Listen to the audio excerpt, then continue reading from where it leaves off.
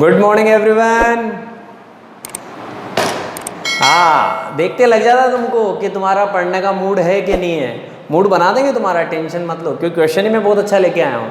Question इतना शानदार है और सीबीएसई में बहुत बार आया हुआ क्वेश्चन है यार। ये क्वेश्चन बिल्कुल आना कंपलसरी है आप लोगों को, मतलब मजाक के मूड में नहीं हूँ, बिल्कुल सही बता रहा हूँ। अगर ये क्वेश्चन नहीं आएगा ना तो लफड़ा पड़ सकता है एग्जाम में। ये एग्जाम में कई बार आता है क्वेश्चन, और इस क्वेश्चन के अंदर कॉन्सेप्ट भी बहुत अच्छे अच्छे हैं यार। देखिएगा आप, बहुत मज़ा आएगा।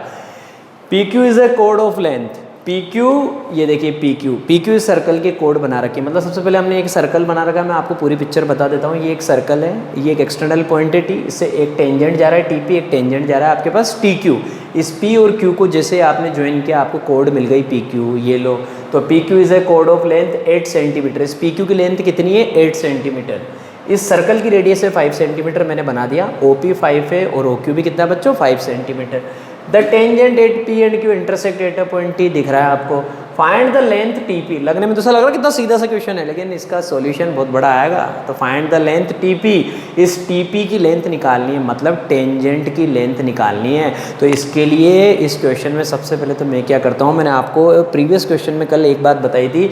ये जो सेंटर है ना ओ, ये बेचारा अकेला है, इसे सबसे ज्वाइन कर दो। ओ को पी से ज्वाइन कर रखा, अच्छी बात है। ओ को क्यू से ज्वाइन कर रखा, अच्छी बात है। अब ओ को भी टी से ज्वाइन कर दो, ज्वाइन ओ टी। ये देखिए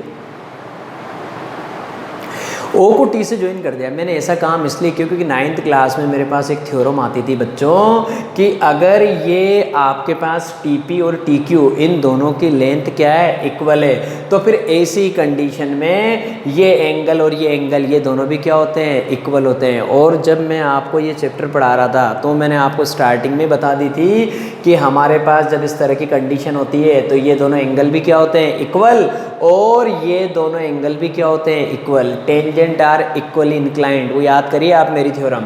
तो ये एंगल और ये एंगल क्या है? इक्वल है। इसका मतलब क्या है? ये जो ओ टी है ना बच्चों, ये ओ टी, ये इस पी क्यू का क्या होता है? Perpendicular bisector. सबसे पहले तो आपको एग्जाम में बात याद रखनी पड़ेगी, 9th क्लास की थ्योरम में ये, since O T is perpendicular bisector of P Q.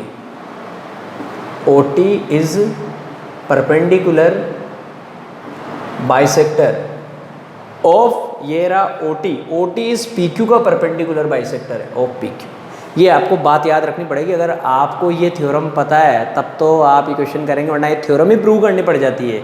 इसलिए अपने को ये थ्योरम याद रखनी है, क्योंकि थ्योरम प्रूव नहीं करवा रहा, वो ये कह रहा है कि ये प्रूव करके बताओ, तो थ्योरम की हेल्प हम ले सकते हैं।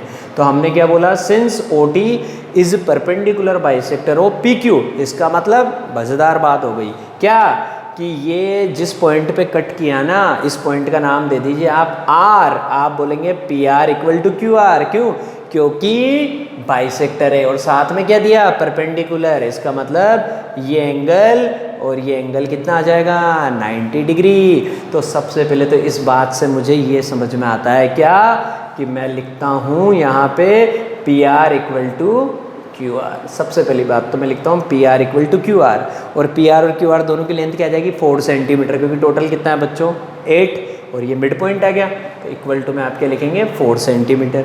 उसके बाद आपको ये एंगल 90 डिग्री पता लग गया, तो आपको पता लग गया angle O R P equal to 90 degree. तो ये भी आपको पता लग चुका है, angle O R P equal to 90 degree. ये दो बातें तो आपको क्लियर हो गई, ठीक है। अब आप देखिए, ये रेडियस है और ये टेंजेंट है। हमें ये भी पता होता है radius and tangent are perpendicular to each other through the point of contact. इसका मतलब ये पूरा एंगल भी कितना आएगा भैया? ये पूरा एंगल भी 90 डिग्री आएगा। तो इसको भी लिख देते हैं, angle O P T equal to 90 degree. अब आप आ जाइए, मज़ेदार बात क्या, ये 5 है, ये वाली लेंथ कितनी निकाली है आपने? 4 सेंटीमीटर। तो मैं ओ आर निकाल सकता हूँ कैसे? In triangle O P R by using Pythagoras theorem, क्योंकि ये एंगल 90 है, और जिस ट्राइंगल की एक टांग, एक लेग 90 डिग्री होती है, उस ट्राइंगल को बोलते हैं बच्चों राइट एंगल ट्राइंगल। तो आप क्या बोलेंगे? In triangle O P R by using Pythagoras theorem. आप बोलेंगे यहाँ पे बच्चों, ये 90 के सामने वाला hypotenuse O P square equal to O R square plus P R square. OP कितना है बच्चों 5, 5 का स्क्वायर कितना आ जाएगा 25। OR कितना है आपको फाइंड आउट करना है, तो OR को मैंने क्या मान लिया बच्चों y, और ये जो लेंथ निकालनी है TP की लेंथ को मैंने क्या मान लिया x। ये दो बातें मैं आपके लिए पहले ही लिख देता हूँ ताकि आपको याद रहेगा कि x निकालना है। Let TP equal to x, TP को मैंने x मान लिया, OR अननोन था, OR को मैंने क्या मान लिया y मान लिया, और यहाँ लिख दिया मैंने OR equal to y centimetre. ठीक है, तो OR की जगह क्या लिख देंगे y, ये y का स्क्वायर प्लस PR कितना दे रखा है बच्चों मेरे को, PR ये रहा मेरे पास 4 सेंटीमीटर। ठीक है, PR कितना दे रखा है 4 सेंटीमीटर, तो PR की जगह 4 सेंटीमीटर, 4 का स्क्वायर कितना आ जाएगा 16। ये आ गया मेरे पास 4 का स्क्वायर कितना आ गया बच्चों 16। अब y स्क्वायर की वैल्यू कितनी आ जाएगी, y square equal to 25 minus 16। आपको समझ में आ चुका होगा कि y स्क्वायर कितना आ गया आपके पास 9, तो y की वैल्यू कितनी आ गई बच्चों 3, y की वैल्यू कितनी आ गई 3। तो ये वाला पार्ट आपके पास कितना आ गया, ये वाला पार्ट आपके पास आ चुका है OR जो आया आपके पास कितना आया बच्चों 3 सेंटीमीटर। तो ये 5 है, ये 4 है, और ये वाला पार्ट आपके पास कितना है 3 है। ठीक है, ये लो हो गई हमारी बात क्लियर। तो y इक्वल टू आ गया हमारे पास 3 सेंटीमीटर। अब आप देखिए आपको क्या करना है यहाँ पे इस क्वेश्चन में, सबसे पहले एक आपको ट्राइंगल दिख रहा है बच्चों OPT। OPT क्या है बच्चों, एक राइट एंगल ट्राइंगल है। तो देखिएगा आप इन ट्राइंगल OPT, इसको इरेज कर देता हूँ एक बार, इन ट्राइंगल OPT ट्राइंगल में मैं क्या करूँगा, by using Pythagoras theorem in triangle OPT,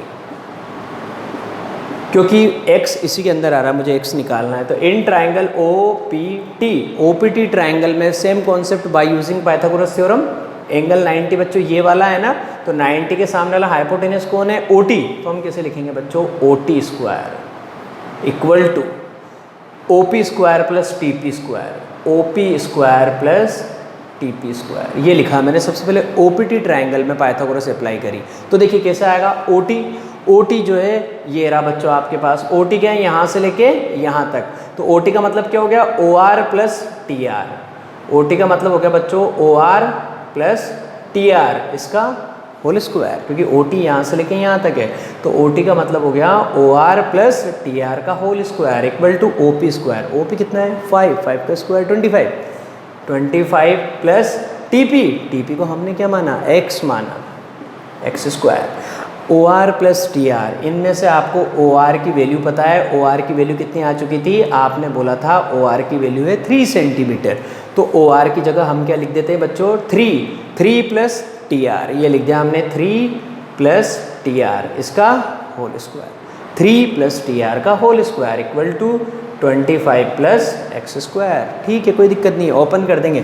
3 plus TR का होल स्क्वायर क्या आ जाएगा, 3 का स्क्वायर 9, TR का स्क्वायर कितना आ जाएगा बच्चों TR स्क्वायर, और अब इसके बाद जैसे आप बात करेंगे तो 2AB तो 6TR, ये आ गया 6TR equal to 25 plus x square. ये तो मुझे यहाँ से अभी रिजल्ट मिला।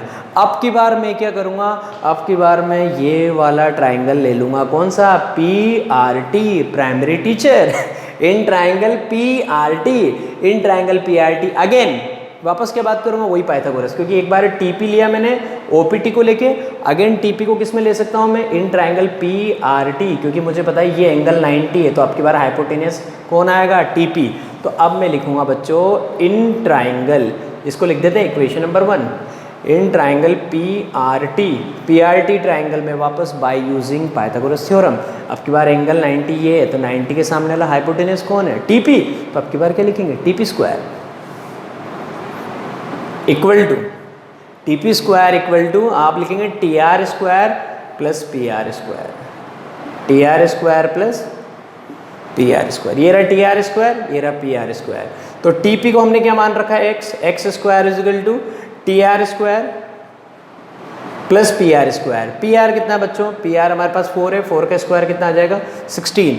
तो हमें यहाँ से मिल चुका है x स्क्वायर की वैल्यू कितनी आ गई TR स्क्वायर प्लस 16, तो ये x स्क्वायर की वैल्यू आ चुकी है हमारे पास। तो x स्क्वायर की जो वैल्यू आ चुकी है, इसको हम क्या करेंगे बच्चों, यहाँ पे जाके पुट कर देंगे। तो देखिए x स्क्वायर कितना है आपके पास TR स्क्वायर प्लस 16, यहाँ पे x स्क्वायर की जगह जाके आप पुट कर देंगे। तो फ्रॉम इक्वेशन 1 एंड इक्वेशन 2 इन दोनों से क्या रिजल्ट मिलेगा, देखिए ये एज इट इज़ लिख रहा हूँ, 9 plus TR square plus 6 TR equal to 25 plus, अब देखिए एक्स स्क्वायर की वैल्यू कितनी है, एक्स स्क्वायर की वैल्यू है आपके पास टी आर स्क्वायर प्लस 16, वहाँ पे जाके लिख देता हूँ T R square plus 16, T R square plus 16।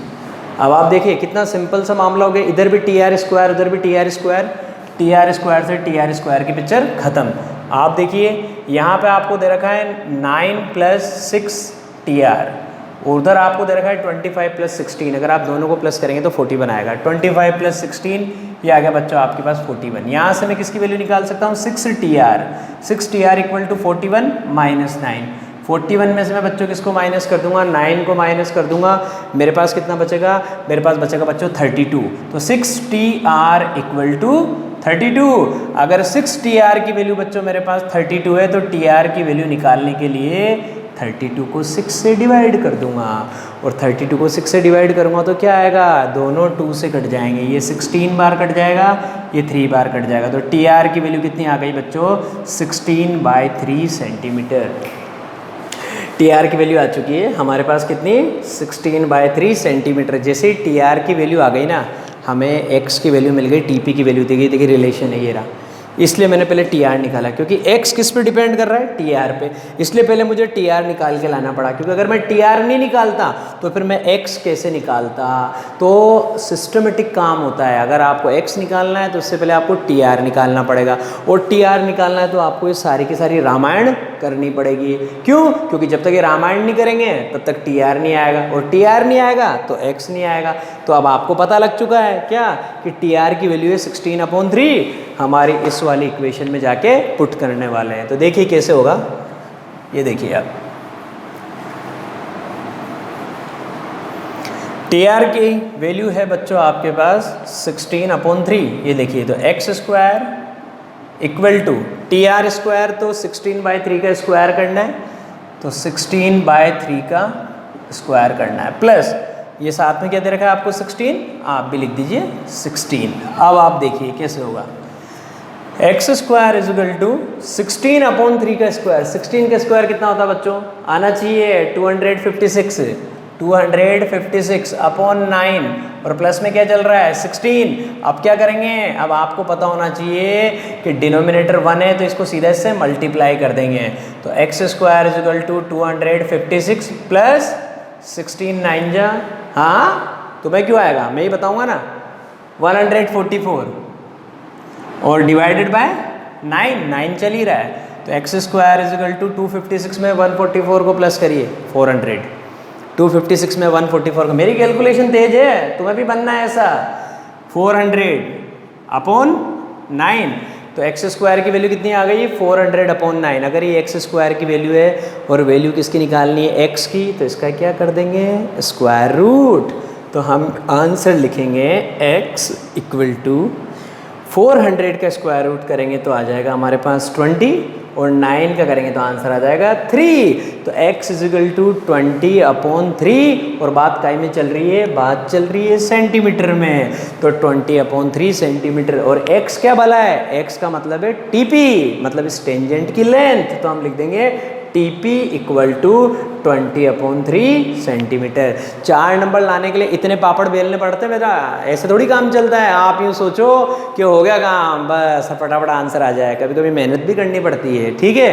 Question बहुत ज़बरदस्त था, शानदार था, कॉन्सेप्ट बहुत सारे हैं। एक तो ये वाला कॉन्सेप्ट बड़ा इंटरेस्टिंग था कि ये जो OT है ना, ये इस कोड का परपेंडिकुलर बाइसेक्टर होता है। अगर ये बात पता होगी तो ये आगे क्वेश्चन होगा, वरना कुछ भी नहीं होने वाला है, ठीक है। फिर तुम वहाँ पे पट्टियाँ गिनने का काम है, वहाँ मस्त बैठ रहो आराम से कायदे से, भाई तू बता दे, भाई तू बता दे, भाई कुछ भी नहीं बताएगा, क्योंकि एग्जाम में सब अपने अपने काम से मतलब रखते हैं। इसलिए मेरी बात को फॉलो करना आपको हमेशा, हर क्वेश्चन आना चाहिए, कुछ भी हो। अब एक दूसरा क्वेश्चन लेके आएंगे, ऐसा का ऐसा इंटरेस्टिंग लाएंगे, ठीक है।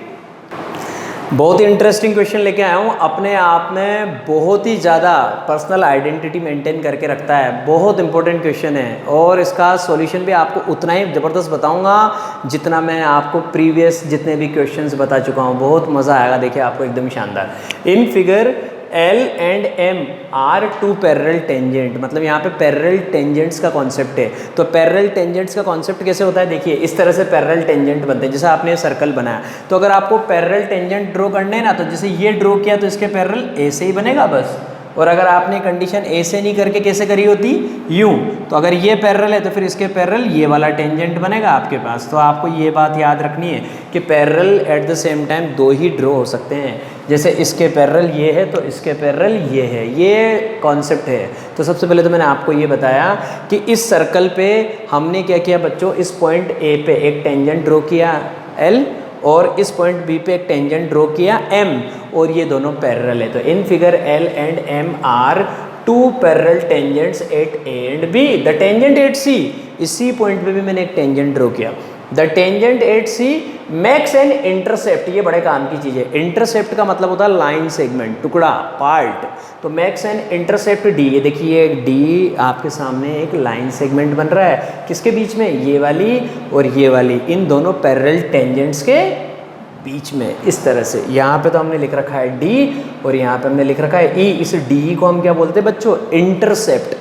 आ गई मेरी बात समझ में? तो देखिए ये बोला गया है यहाँ पे, सबसे पहले तो आपको ये काम करना है। तो हमने आपसे यहाँ पे क्या बोला बच्चों, in figure L and M are two parallel tangent at A and B, the tangent at C makes and intercept D. C पे जो टेंजेंट ड्रॉ किया उसने इंटरसेप्ट बनाया बच्चों डी। ठीक है, अब आगे की बात करते हैं। Prove that angle D F E बराबर 90 डिग्री। अब देखिए यहाँ पे इस क्वेश्चन में एक बात नहीं बोली गई, लेकिन मैं आपको बता देता हूँ। ये angle D F E, angle D F E का मतलब बच्चों कौन सा एंगल, ये वाला एंगल। डी को पहले एफ से मिलाना पड़ेगा, फिर एफ को ई से मिलाना पड़ेगा। ये एंगल आपको 90 डिग्री प्रूव करना है। तो यहाँ पे ये जो एफ है ना बच्चों, ये इस सर्कल का सेंटर है। ये बात आपको हमेशा याद रखनी है। तो आपको ये वाला एंगल 90 डिग्री प्रूव करना है।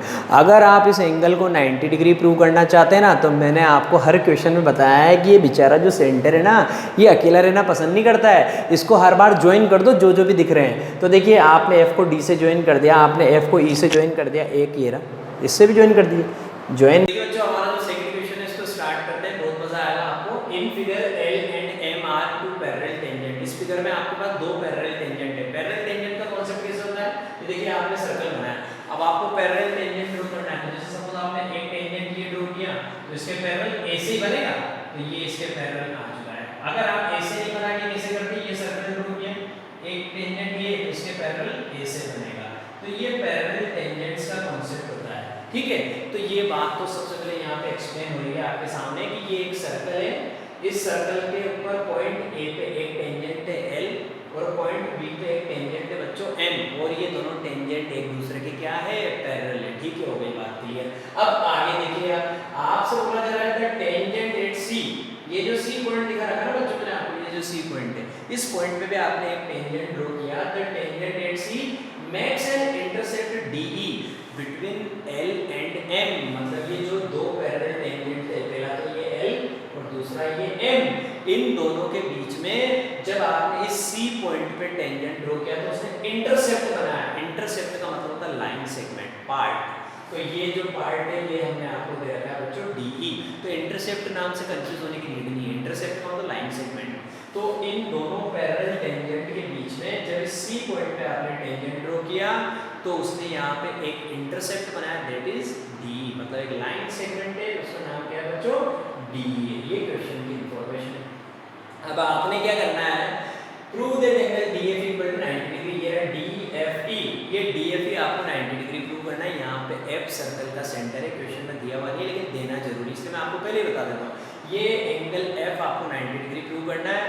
तो मैंने आपको बता रखा है, ये सर्कल है ना, बहुत शाना आदमी है, ये कभी भी अकेला रहना पसंद नहीं करता। ये क्या कहता है कि मुझे तो ज्वाइन करके रेडियस बनाओ फटाफट।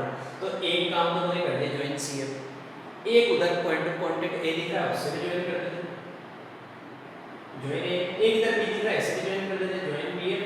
तो सबसे पहले तो आपको एग्जाम में ये काम लिखना पड़ेगा, join C F comma B F comma A F. ऐसा होते ही मजा आ गया। कैसे, एक ट्रायंगल तो बन रहा है आपके पास, ये रहा ए डी एफ, और एक ट्रायंगल बन रहा बच्चों आपके पास सी डी एफ। तो एक ट्रायंगल तो हो गया ए एफ डी, एक ट्रायंगल हो गया सी एफ डी। इन दोनों ट्रायंगल्स को मैं कॉन्ग्रुएंट करने वाला हूं। ये देखिए, एक तो ट्रायंगल है A F D, in triangle A F D and triangle C F D, ये दो ट्रायंगल है, एक तो मेरे पास ए एफ डी और एक है मेरे पास सी एफ डी। इन दोनों को मैं कॉन्ग्रुएंट कर सकता हूँ। कैसे, ये देखिए आप, ये दिख रहा है आपको ए एफ, ये दिख रहा है आपको सी एफ, दोनों इक्वल है क्योंकि सर्कल की रेडियस है। तो आप लिखेंगे A F equal to C F, bracket में लिखेंगे इक्वल रेडी, दोनों सर्कल की रेडियस है भैया। उसके बाद क्या है, उसके बाद एक चीज तो बड़ी शानदार है, क्या कि दोनों में D F equal to D F क्या आ रहा है, कॉमन आ रहा है। तो आप क्या लिखेंगे, D F equal to D F क्या है भैया हमारे पास, कॉमन है भैया, D F equal to D F common है। और थर्ड चीज भी बड़ी इंटरेस्टिंग है, ये देखिए एक्सटर्नल पॉइंट डी से एक तो टेंजेंट जा रहा है आपके पास डी ए, और इससे एक टेंजेंट जा रहा है आपके पास कौन सा, डी सी। तो डी और डी सी भी क्या आ गए, इक्वल, इसका मतलब मजे आ गए। तो आप क्या लिखेंगे, डी ए किसके बराबर आ गया, डी सी के बराबर आ गया। अगर डी ए डी सी के बराबर आ गया तो आप इसका लॉजिक लिखेंगे, tangent from external point D, external point D से दो टेंजेंट ड्रॉ हो रहे हैं, एक ड्रॉ हो रहा है डी ए, एक ड्रॉ हो रहा है डी सी, दोनों की लेंथ इक्वल होती है क्योंकि थ्योरम कहती है मुझसे, ठीक है।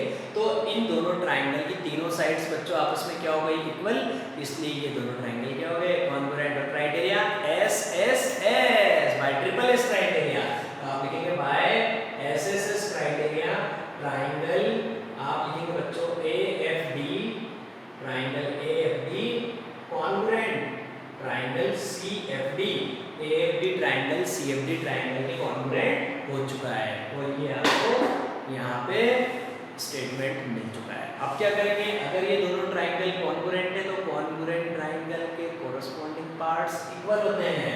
इसका मतलब क्या होगा, इसका मतलब होगा मेरे पास एंगल कौन सा, एंगल एफ डी ए, ये वाला एंगल, एंगल एफ डी ए, देखिए एफ डी ए तो यहाँ से क्या आएगा, एफ डी सी, मतलब ये वाला एंगल और ये वाला एंगल क्या आएगा, इक्वल आएगा। क्योंकि देखिए ऐसे चलेगा स्टेटमेंट, एफ डी ए इधर गया इधर से भी आऊंगा, F D C, hence angle F D A equal to angle F D C, तो ब्रैकेट में बाय सिंप्लिसिटी, मैंने कहा था ना सिंप्लिसिटी सबसे शानदार आदमी दुनिया का। ये क्या करता है, ये कुछ नहीं करता है, आप सब बराबर चलेगा, ट्राइंगल कॉन्ग्रुएंट कर दो, जिंदगी के मजे आ गए, क्योंकि कोरस्पॉन्डिंग पार्ट इक्वल होते हैं। तो हमने लिख दिया एंगल एफ डी ए बराबर एंगल एफ डी सी, मतलब ये एंगल और ये एंगल बराबर आ गया, और ये एंगल एक्स और ये एंगल कितना आएगा, एक्स।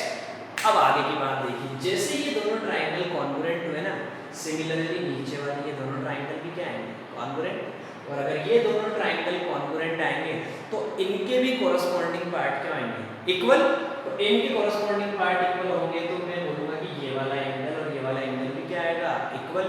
तो जैसे ये दोनों एंगल इक्वल थे उनको x बोला, इसको बोलता हूँ ये y है तो ये भी कितना आएगा, y। आए कि नहीं आए मेरी बात समझ में, फिर रिपीट कर देता हूँ, जैसे ये दोनों ट्राइंगल कॉन्ग्रुएंट थे ना, वैसे ये दोनों ट्राइंगल भी congruent, same criteria S S S criteria, देख लीजिए वाली एक नहीं होते, देखिए B F equal to C radius, F equal to F E common, और थर्ड ये देखिए एक्सटर्नल पॉइंट डी, इससे एक टेंजेंट जा रहा है ई बी, एक टेंजेंट जा रहा है ई सी, वही same criteria S S S.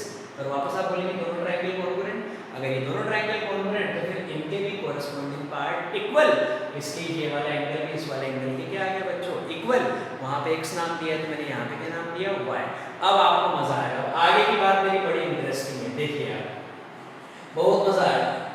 अब ये एंगल x से दोनों, ये एंगल दोनों y है, तो मैं एक बात बहुत अच्छे से जानता था, 7th क्लास का कॉन्सेप्ट है लाइन से एंगल का। देखिए ये एक आपको लाइन दे रखी है L और ये आपको एक लाइन दे रखी है M, ये दोनों लाइंस क्या है बच्चों, पैरेलल है कि नहीं है, पैरेलल, वो खुद ही कह रहा है पैरेलल, ठीक है।